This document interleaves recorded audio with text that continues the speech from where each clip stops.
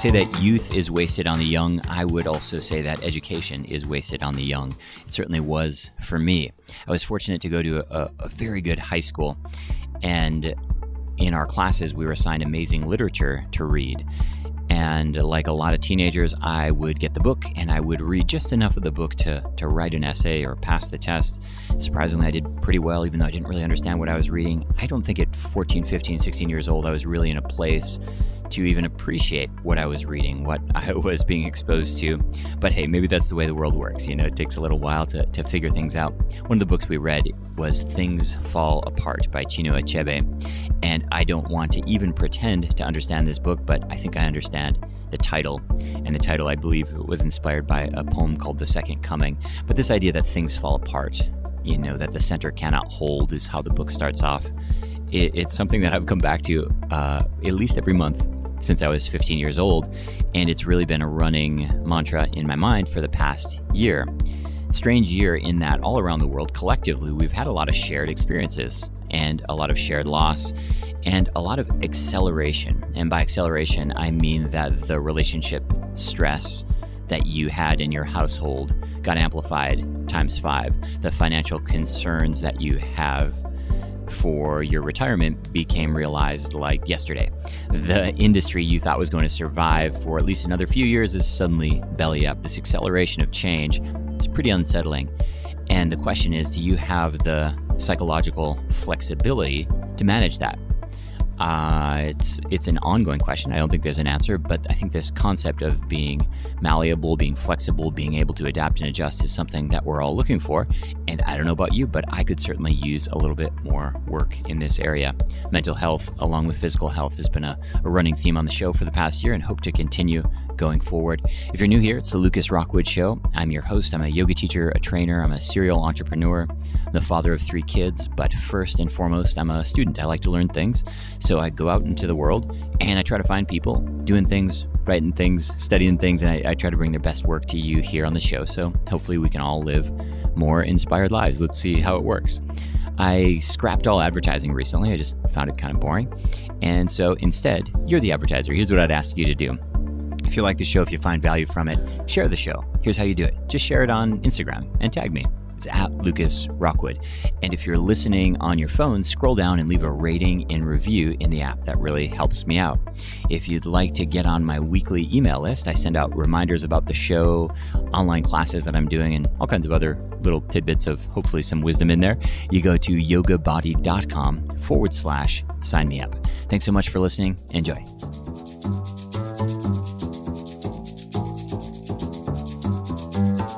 So hello and welcome everybody. Today's show is called Psychological Flexibility, and I'm joined here with Stephen Hayes. Stephen's the author of 44 books, including A Liberated Mind, How to Pivot Toward What Matters. He's published nearly 600 different articles, and his work focuses on understanding language and cognition to alleviate suffering. While we're listening, you can find more about his work at stephenchayes.com, and we'll link up in the show notes as well. Stephen, welcome to the show. You have this phrase I thought maybe we could open up this show with, which is we hurt where we care and we care where we hurt. And on its head, that sounds really obvious, but I think there's a lot of depth to it. Can you unpack for people listening what that means? Well, part of it is kind of a warning that the things that you are most tempted to avoid are right close to the things that you most yearn for. You know, so that if you really care about intimate relationships, let's say, but you, like most of us, we've had betrayals. We've been let down. We've been, well, your mind just screams at you to protect yourself by protecting yourself against what you most deeply want. So let's just keep the relationships a little bit superficial. Let's make sure that you don't really open your heart fully. Let's put on a kind of a defensive system. And so, it's kind of a truism, but when you look at it, it's profound because it means you're going to have to constantly, if you want to get what you want, learn how to put part of your defensive system on a leash, do it wisely, and learn how to sort of take the bitter with the sweet, the thorns with the rose. They come together as a package, And if you deny that, you're committing yourself to a life of less vitality, of a certain degree of emptying out of what it is that you really want to put into your head and heart and life. What if we go a little deeper with what you touched on there, this idea of someone who values relationships, which I know I certainly do and a lot of our listeners do, and someone who has been betrayed or suffered some sort of malevolent actions, which again, like you said, we've all kind of been there, and they feel kind of hard, and it's kind of part of life, but they feel kind of hardened or closed off, and they might be fully aware of that and cognizant of that. But how do you help people from a mental health perspective kind of go through that? Yeah, mental health is really about mental resilience, and you need to be working on these skills just like your physical resilience, not just to sort of repair difficult things. It wouldn't be like, oh yeah, I'm sorry you had an illness, now you have to do yoga. That's not the way to think about it. Yeah. And I think one of the messages would be to work with yourself first. If you faced betrayal or you've faced rejection, the thought is, I just need to get the right person or the right relationship, or that won't happen. Well, but the echoes of that history are in you. Yeah. And that your defensive posture is in you. And you could meet God's gift to a relationship and you can trash it. You can diminish it. You can avoid it. Most of us, I've been through this multiple times in my life. If you actually watch what starts to happen when you get back in the game and you've had a rejection or something, you're yearning for that kind of connection, but you do weird things. Like you find yourself starting to fight. And you don't know why you did. Not answering a phone. Why didn't I answer that phone? Starting up some other relationship that would undermine this one in the early stages, trying to keep a number of sticks in the fire at once. Why? Because you're trying to protect yourself. And so start with yourself. And I think if you do that, you'll realize that part of your practice, your mental health, mental resilience practice, is going to be how to learn how to open yourself up to the full range of emotions, to take the bitter with the sweet, to learn what's inside pain, and to take the kind of cognitive spin off. Oh, that means that I'll never get it, or there's something wrong with me, or it's their fault, or all the 101 ways that we get in our own way with a mental structure that actually narrows our options rather than opens them up, or makes us more rigid rather than more flexible. It would be just like a person that had an injury that's come to you as a yoga instructor. But you can see that they're holding their body in such a way that they're going to not be able to learn the resilience skills they're going to need to avoid re-injury. And so they're doing those kind of, chronic pain holding kind of things, or I'm not going to, you got to walk into it one step at a time. But no, you're going to need to learn how to deal even with those places where you've had a past injury, and through that combination of strength and resilience, minimize the likelihood that you're going to have it again. Same thing with mental health. It's exactly the same, but it means practicing on things that, for example, might produce a little bit of pain. What did I do in that relationship? For example, where did I shut it down? Where did I limit it? What would I have to open up to? If you open yourself up to what's new and exciting and so forth, you're also going to open yourself up to vulnerability. The etymology of vulnerability is woundability. Why? Because it's an extension of the thing you started with, which is, if I open up to a deep committed relationship, I can be hurt by another person. Well, duh. That comes. You just think about it. Even if you found God's gift in him to the end of his or her days, they're loyal, they're committed. But they might die first. They might die tomorrow. Yeah. What would you do then? What if the Lord of your life died? So you don't get a pass. Even if you find the perfect other, this is on you. This is something you have to face, of how do you open yourself up to being able to carry the full range of emotions, thoughts, memories, bodily sensations, bring it together, focus on what's important, keep your feet moving in that direction. And those things I just said, that's what I mean by psychological flexibility. It can be learned. It's a set. There's about 2,000 studies behind it. There's almost 500 randomized trials just of acceptance and commitment therapy or acceptance and commitment training, depending on how you use it. And so, I'm not saying it's the only one out there. There's lots of other things inside the mindfulness traditions and so forth, but if you dig down to what you have to learn, it's a learnable set. It's only about 6 things. You'll never finish learning, by the way, because no matter how big you get, there's more big to get. I mean, you can be awfully darn big, but if the next challenge comes up, it's like, oh, I'm not sure I'm able to that. Yeah, that's exactly what growth looks like. Sure. It would be true physically too. No matter how good you are at this level of what you're doing physically, when you get to the next level, I'm not sure I can do that. Yep. That's going to have to be learned the same way you learned the last. So continuing on with this train of thought, let's imagine a relationship, and let's imagine somebody's, my age, middle age, and they're coming into a relationship and they know there's certain things. Where I'm going with this is a question of language, but let's say there's certain things people know they need to disclose. Like, I don't know, I have 3 kids. I used to live in Thailand. Is it important for people to name their mental health stuff? I know a lot of your work focuses around language. I'm new to your work, and I'm just curious how people should start to think about that. Like, is it important for someone to say, I am closed off and broken? Is it important to name, or does that become a sense of identity? One of the things that will help inside the ACT work is learning how to name things without buying the whole system that word carries. So, for example, you've actually said broken. Yeah. Okay. So I'm broken.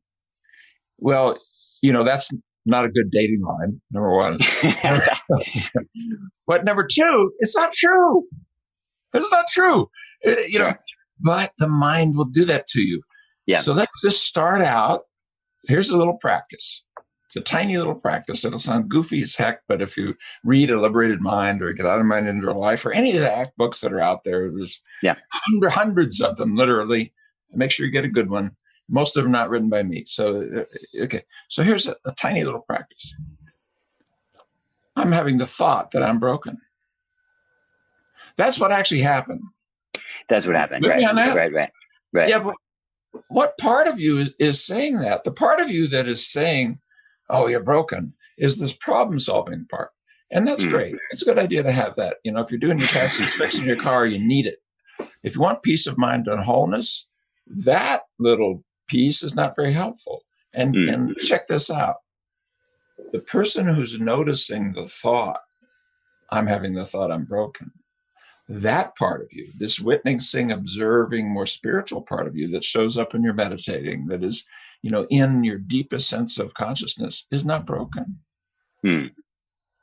What's missing? You really, is something missing from just your awareness per se? I get that allocating attention in a way that's flexible, fluid, and voluntary, that's a skill need to be learned.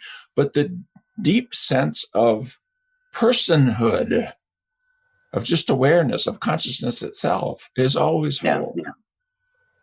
Because it doesn't have parts. Whole means something's, it is integrated into a one. And there's a sense of, let me say it this way.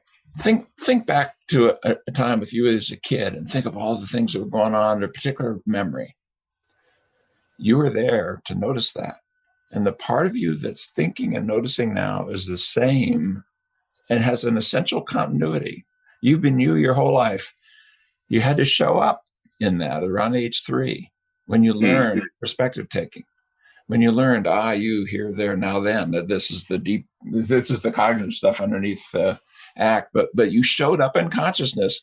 And when you did that, infantile amnesia kind of settled in. You don't remember what happens when you're 1 anymore because you're now a different human being. You have a strand of consciousness on which to put your memories.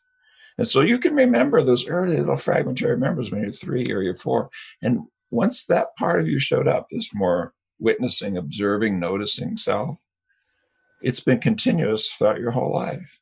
So why don't you take the part of you that's whole and have a look at the parts of you that come along with words like, I'm broken. Those are thoughts. And they're not your enemy. They may orient to the things that you need to work on. But if you buy them, if you like take that in whole cloth, you eat it, you take it in as what it says it is, now you have this problem. Because I'm broken and I want to be not broken, I'm going to do something so I go from broken to not broken. Yeah, but to do that, you had to first buy into because I'm broken. When does that stop? It never stops. Yeah, it'll lead you to a successful podcast. It'll lead you to a business. It'll lead you to, but it's never going to let go. It's never going to say, oh, now you're done. Now you're whole. No. So peace of mind is never there. There's billionaires who are like deep down feel that they're inadequate. And they'll never, ever earn, no matter how much money, no matter how much praise, no matter how many houses, no matter how many trophy spouses, it will never lead to wholeness. But here's the pathetic thing. Wholeness is right here, right now. It's just the mind doesn't know how to get there, not the problem-solving mind, because what problem-solving requires is let me chop it up, look at before and after, find out what's wrong with it, and then fix it. Well, that's great when you're doing your car. For peace of mind, it's awful. For values, it's awful. For wholeness, it's awful. And if you can make that move with yourself first, between the person and the mirror, when you go into that next relationship, you can, appropriately timed, say, I do have really difficult thoughts sometimes, like I'm not good enough. It shows up even in my relationship with you. I'm wondering if those kind of things show up for you too. And I want you to know that I am open to even those kinds of doubts, because if we're going to have an intimate relationship, it means sharing our values and our vulnerabilities. And here's a place where I do feel vulnerable sometimes. That's a bold, confident, whole thing to do. It attractive when you share responsibly those places. Not dumping on people. Oh, I'm broken. Just run for the boat. Or the people who will come to you with that as a way in are not the people that you want to build a relationship with. They're just not. You'll bring in the fixers, the healers, I'll make you better. Oh, please. You ever tried to date one of those persons long term? And they're so irritating, trying to fix. Next thing you know, they're trying to fix you. They're not looking at themselves. That's part of why they're doing it. You see it, you get mad at it. It's not a good way to carry this thing out. So do your work yourself, but it's tricky. The mind is tricky. That's why I've done basic research on how the mind works. Yeah, because you can hack the mind before you can put it on a leash. Coming back to language. I guess one of the things that I see, and I don't know what to do with, is where mental health diagnoses kind of become ideologies. And what I mean by that is someone is clinically depressed, or someone is ADD or ADHD, or somebody is Asperger's is the one I hear all the time, and it kind of becomes this. On the one hand, I guess friends and family members need. Everyone has a narcissistic partner, for example. Oh, he suffers from narcissistic disorders. It's like. Yeah, maybe, yes, no. And so, so this is where I'm kind of trying to unpack this language thing a little bit further, because I do see language becoming weaponized, first of all, but even more importantly, it turns into an ideology where it becomes, you get one clinical diagnosis of, whatever, pick your common thing, whether it's narcissistic disorder or borderline personality or whatever. And then suddenly that becomes an excuse for every behavior in someone's life. And so look, that whole system is a train wreck. I think it's scientifically false. It's the Kool-Aid that has allowed Big Pharma to do what it does. It was an honest attempt to try to get to what are the real processes. The reason what you're doing is syndromal labels. And the syndromal labels don't add much to what you already know, but they do add a label. It'd be like going into and saying, God, I got a rash. I don't know where it came from. Look at it here. I've never seen this before. And the person said, oh, you got idiopathic dermatitis. Oh, I've got idiopathic dermatitis. Oh my God, what can you do? Right. And but it's a trick of mind. What is idiopathic? It means you got a rash on your skin and we don't know where it came from. That's what you started with. Yeah. So what we've done with these syndromization, these 5 out of 9s and 4 out of 7 lists, is we've biomedicalized human functioning and human suffering in such a deep way there's something like 250,000 different ways that we can get a PTSD diagnosis. Right. 250,000 different ways. That's not an exaggeration. They've done the math on it. Yeah, but then you say, oh, I have this. What are you talking about? You're doing this. You're feeling this. You're remembering this. Okay? Yeah. And this is not a matter of blame. I get that it feels like, oh, then I'm not to blame. I have this. But immediately what happens? People think that they need medications in order to move forward. Yeah. They believe that it's never going to change. Yeah. Their horizons are pulled in. They use it to control the behavior of others coercively or to explain their own challenges without pushing on the things that would actually open up and liberate a new space. Every place where this system has been brought in the world, because not every country in the world has this. This is the developed world. You look at the world health people, the global health people, the people like Vikram Patel at Harvard, a friend, taught, a Time 100 type person, etc. All of those folks will say, in every country where you brought that system in, mental health problems got significantly worse and more chronic. In every country. Why? Because it starts to be used the way you just said. You sense, you see it in your, but it's now in our culture. So here's my suggestion. Stop thinking about mental health as a 1 out of 5 issue. It's a 5 out of 5 issue.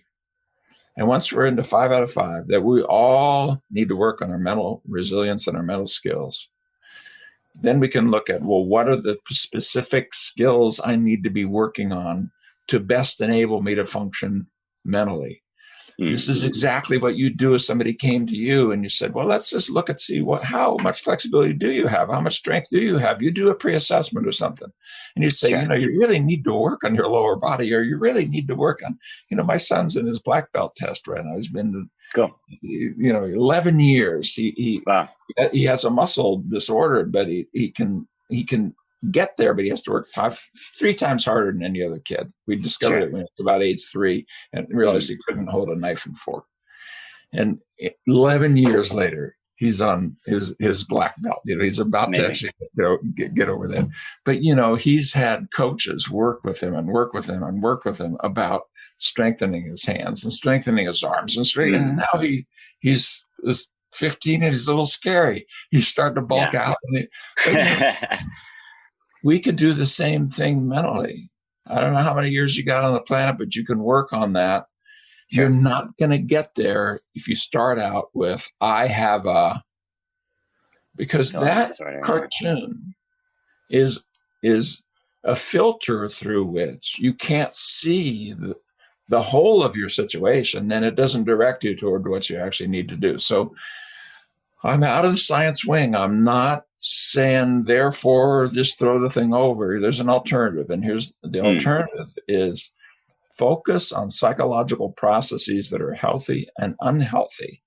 Look at the actual things you think, feel, remember, do, the way you relate, and dig out the processes that are not working and put in the processes that will help you work. And you need guidance to do that. You may need a therapist even, but get one who's more oriented to process-based, evidence-based, scientifically based, Western science. Yeah. Don't be telling me the Buddha was a scientist. I get it was a really but no, Western science is just too powerful. And one step at a time. And you as a consumer, you have to get beyond all the blah, blah, blah that's inside all those syndromal diagnoses. And you have to take the next step of taking on your own life trajectory mentally. It isn't something you just have. You weren't just kind of given a bad set or a good set. Yeah, genes, etc., make it more difficult. They do. But they're all those things are modifiable. I mean, know, even if you got a bad, the set that leads to anxiety, depression, and substance use, for example, turns out some of these core genes are involved, and it's more easy for you to associate negative things over a longer period of time. I know some of that. Okay, so you're going to have more difficult emotions to deal with. You can drink yourself out of it. You can avoid it. You can end up with different things with different disorders. But here's a different alternative. How about if you learn how to deal with difficult emotions? You can do that. We know how to do that. We know how to measure it. We know how to change it. And so I'd suggest that people stop drinking the Kool-Aid that Big Pharma's given us with all these kind of labels, well-meaning, but it turned into a train wreck. And if you don't see it, when you realize there's whole schools with 60% of the kids are on ADHD drugs, and by the way, they'll be on average 1 to 2 inches shorter at adulthood. I mean, you just give a thought as to what, and by the way, the effect sizes of these meds by 3 years out approximate 0. Because your body starts adjusting. When you start throwing medication, it adjusts, fighting for homeostasis. That's true of antidepressants, anti-anxiety, etc. Yeah. So there's times for those meds. I mean, but they're shorter, more extreme conditions, shorter dose, length of time, lower doses, and connected with things that don't have side effects that can last forever. Like, how are you going to create the kind of psychological resilience that you need to live a whole, vital, full, vibrant life? Get about to the business of that. Treat it just like yoga practice. It's like yoga practice. You can do it. Do your mindfulness classes, but more than that, work on your values. But more than that, work on your emotional openness and your cognitive flexibility, your attentional flexibility. It's a small set, and a liberated mind walks you through what they are. But you can just go on the web and find out so much about what they are without spending any money at all, just a little bit of time. And I know a lot of your work focuses on acceptance and commitment therapy, and that was a new term to me, and I'm sure it's new to some of our listeners. I know that's a bigger topic than we could fully do justice to in this show, but can you give people a little idea about what that is? Well, really we call it ACT rather than ACT. It sounds to me like ECT, and I'm waiting to be shocked. But,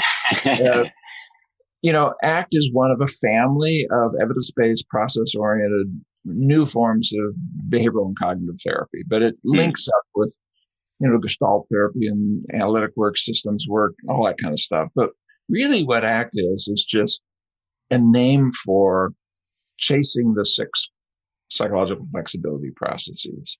And basically what it does is uses acceptance and mindfulness processes, commitment and behavior change processes to produce more psychological flexibility, which means being emotionally and cognitively open, consciously here as this kind of witnessing, more spiritual sense, allocating your attention in a way that's flexible, fluid, and voluntary, and owning your values and putting your life's moments behind that, your habit building behind your values, what you really want to reflect in your behavior in your life. 36 things that I just said.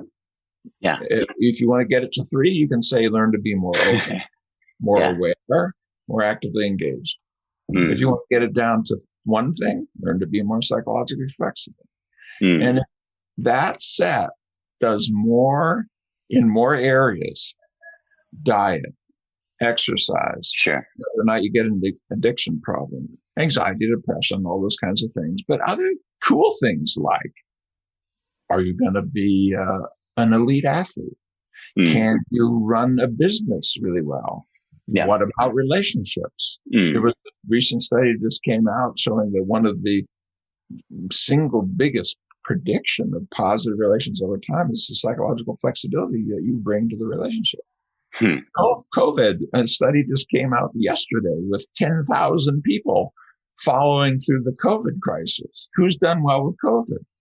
Well, requires social support. You need enough money not to have to be, out of food and et cetera. So there's the real things of you need the social and physical supports to survive things like having to be quarantined, for months on end.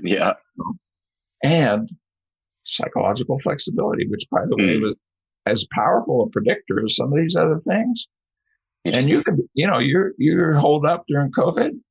You can get a self-help book. You can go up and, look at the YouTube and stuff. You don't spend even any money. Just take some of your time to work on your psychological flexibility skills. Just like you could, and I hope people are doing it, to work on your physical skills and your physical flexibility and strength. It's just strength and resilience. That's all we're talking about. But it's in a different domain and guided by science. And so ACT is it's kind of become the overnight sensation. It took us 40 years total since it was developed. Started my own panic disorder. That's a whole nother story. But because we decided really early on, we're going to go after processes. We're not going to just run out and say, hey, here's a new package, So from where it started in the early 80s to the first book, there's 16 years. And then the first self-help book was 20 years, more than that. And then, it became the overnight sensation.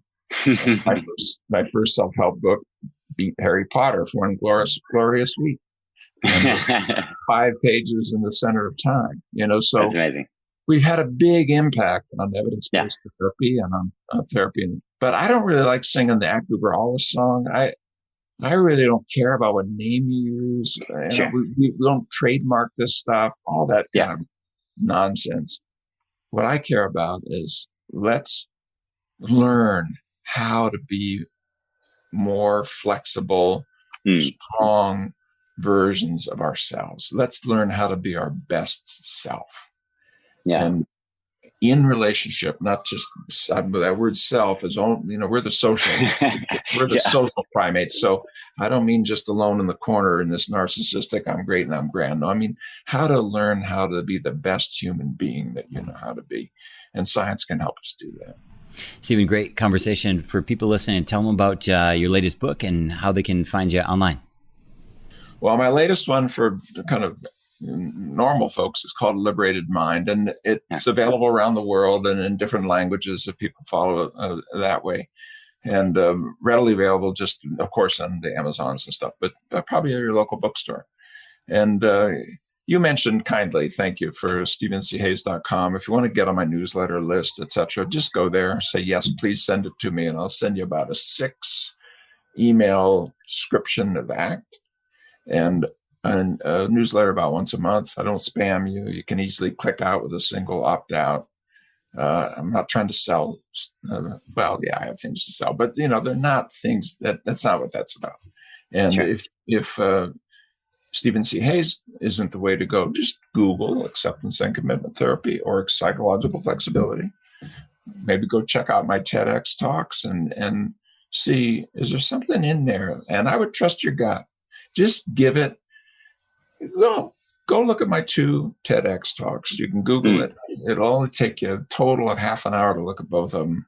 If there's something in there that moves you, there's a worldwide community that is here to try to support that in therapy, yes, but in Olympic coaches and baseball coaches and yoga teachers. And, really seriously, we're trying to put these processes into what it is that people are doing, because it turns out, and what a liberated mind argues and shows, that being a more flexible human being means being better able to rise to any challenge you want to put in front of yourself, whether it's relationships or winning a gold medal. And that's an empirical fact. And that's cool, because we're at a place now where Western science can say, there's some really cool things that come out of our wisdom traditions, our spiritual traditions, our clinical traditions, but you don't need a full woo-woo. You don't need 2 years of lying on a couch. You can focus on tools that you can use that in a matter of days and weeks will let you know by the results they produce that this is healthy. This is what I want to learn more about. Stephen, great conversation. For everyone listening, we'll link up to Stephen's site, his book, and the TED Talks he mentioned in the show notes. If you're listening on your phone, just scroll down. You should find him right there. Really great to connect with you. Stephen, have a great day, and let's keep in touch. Chronic lower back pain is estimated to affect as much as 80% of the population at some point in your life. It might happen when you're 25 and snowboarding. It might happen when you're 75 and just retiring from a career. But when back pain strikes, it can be really debilitating. There's lots of different things you can and should do to work on your spine strength and flexibility and balance. The 4th element that doesn't get talked about enough is traction. And traction is the practice of creating literally more space between your vertebrae. You can do this by lying flat, not so practical. You can do this by hanging upside down, like on old school inversion tables or gravity boots. And we've been doing it recently, well, for the past 10, 11 years, using the yoga trapeze. You hang from your hips and you hang upside down. And it's been so successful, so popular that we have yoga trapeze teachers now in 38 or 39 different countries. We have yoga trapeze students in even more countries, 43 countries or something like that. And we are training teachers actively to work with students all around the world. You can teach private one-on-one, you can teach in gyms and fitness centers.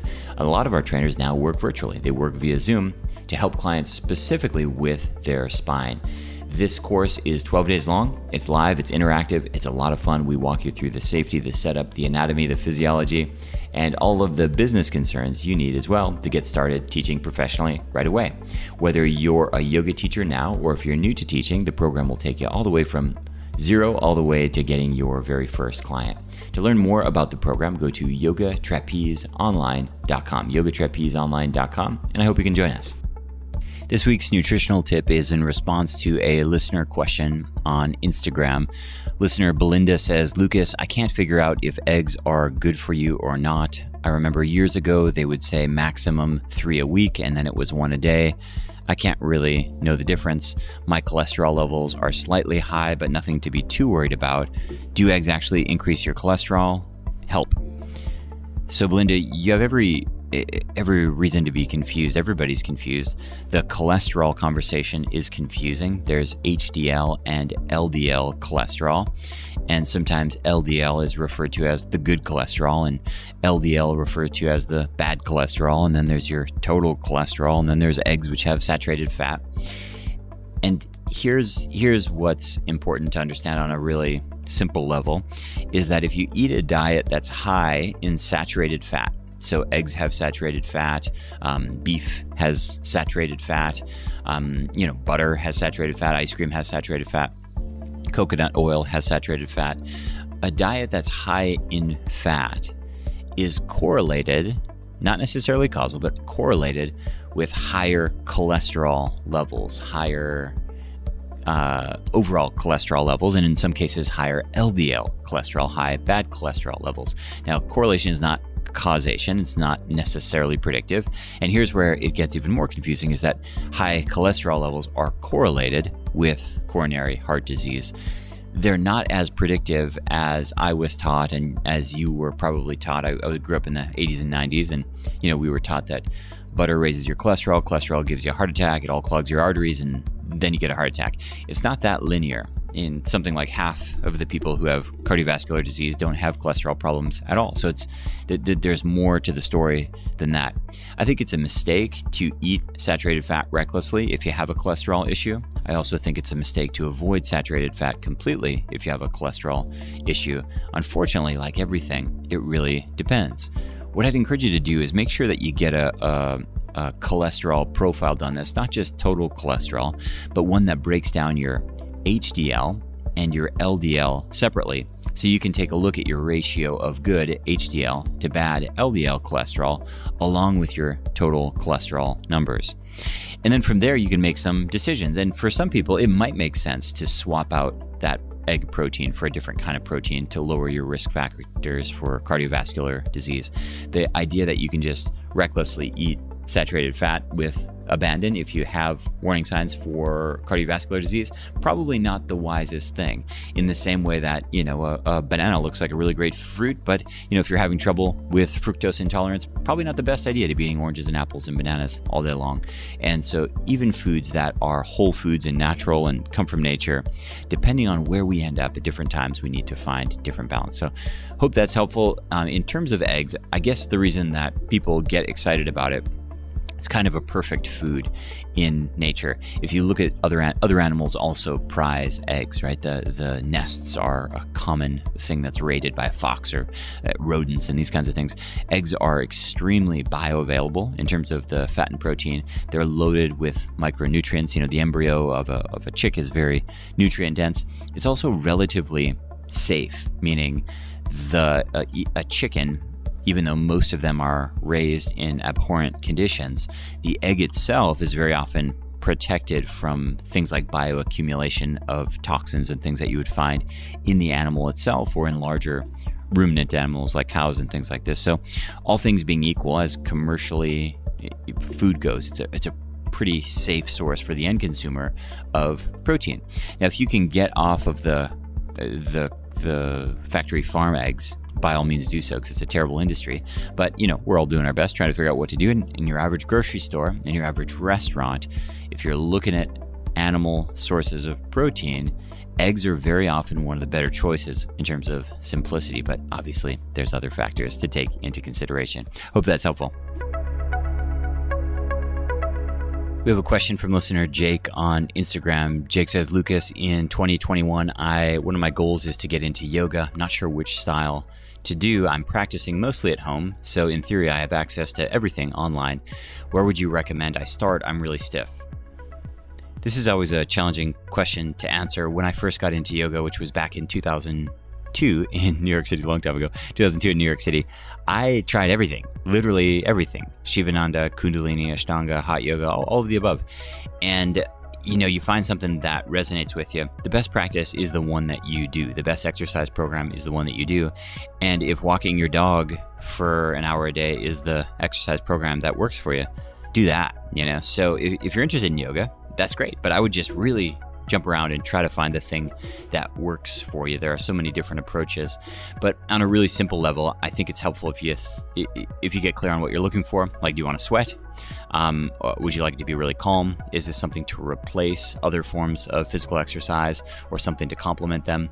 But there are lots of great websites. I usually just send people to YouTube these days. Start off on YouTube and just play around with a bunch of different classes. When you find a style that you're into, then you can kind of go deeper. If you get really into acro yoga or something like that, you can go down that rabbit hole. If you get really into power vinyasa yoga, we have a lot of stuff to offer, obviously. But with all things exercise, the best one is the one you can actually stick with, and that's going to be the one you're most excited about. Inevitably, that'll change with time. So, Jake, I would just recommend you try some things and see what works for you. I would recommend starting with shorter classes to begin with. A lot of people are doing 30-minute, 45-minute, 1-hour classes at the most. I think that's a really good place to start. For whatever reason, it's harder to do longer practices at home. It seems like you'd have more time, but somehow we have less. Hope that's helpful. Thanks for listening to The Lucas Rockwood Show. If you enjoy the podcast, I have 2 asks of you.